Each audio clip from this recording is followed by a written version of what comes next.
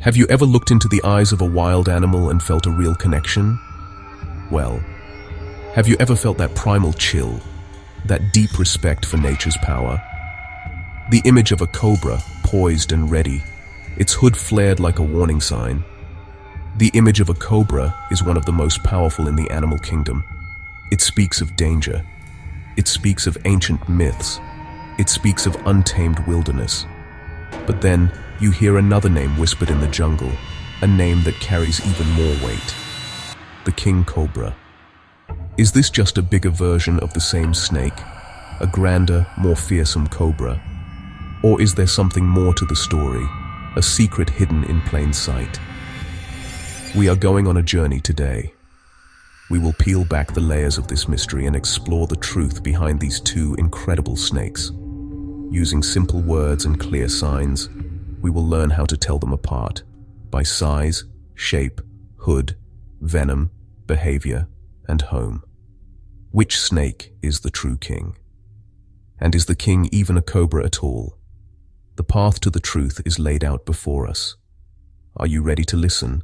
Let us find out who truly wears the crown in the serpentine world. The first clue, and often the most staggering, is size. Imagine a snake long enough to stretch across a small room. That is the king cobra. It is the longest venomous snake on the entire planet. An adult can reach up to 18 feet, nearly 6 meters, longer than most cars.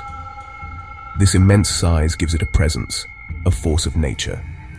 Now, a true cobra belongs to the genus Naja, Indian, Egyptian, and many more. Formidable, yes, but most are 3 to 7 feet. Side by side, the difference is obvious. It is like comparing a loyal knight to the towering monarch. True cobras are stout, built for rodents, frogs, and birds. The king is long, sinewy, with a larger coffin-shaped head. Ask yourself, is the head short and rounded, or long and powerful? The answer points toward the king. Size and shape hint that the king plays by different rules. Let's keep digging. When you picture a cobra, what is the first thing that comes to mind? It is the hood, isn't it? Flexible ribs spread, stretching skin into a flattened shield. A warning, stay back. I am dangerous. True cobras wear art, spectacles, monocles, spots, bold bands, a broad, rounded shield to startle predators. The king's hood is narrower, longer, more uniform, power without ornament. A king can raise a third of its body. Height and posture do the talking. The difference is subtle but crucial. Decorated warrior versus sovereign in simple robes. Is it broad and patterned, or long, narrow, and imposing in its simplicity? Another piece of the puzzle, bringing us closer to the king's true identity. The true cobra shocks up close. The king commands the room. Which signal did you just see? Every ruler needs a powerful weapon, and for these snakes, that weapon is venom. Both are highly venomous, with bites that can be fatal to humans. Complex cocktails of neurotoxins block signals between nerves and muscles. Drowsiness, blurred vision, difficulty speaking and swallowing, then breathing fails without treatment. True cobras have relatively small, fixed front fangs, built for quick, decisive strikes.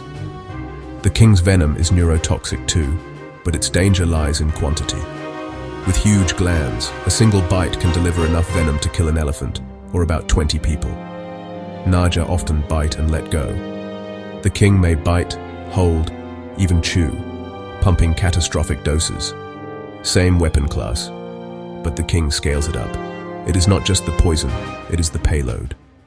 In nature, scale changes everything. A creature's identity is defined not just by how it looks, but by how it lives. True cobras are generalist hunters, adaptable survivors across Africa and Asia. They eat what they can overpower: rats, mice, frogs, lizards, birds. The king is different. Its name means snake eater. Its primary prey is other snakes, an apex predator of the serpent world. Can you imagine a hunter so formidable that its main course is its own kind? Most snakes lay and leave. The female king builds a nest, lays in the lower chamber, then guards above, sometimes with the male nearby.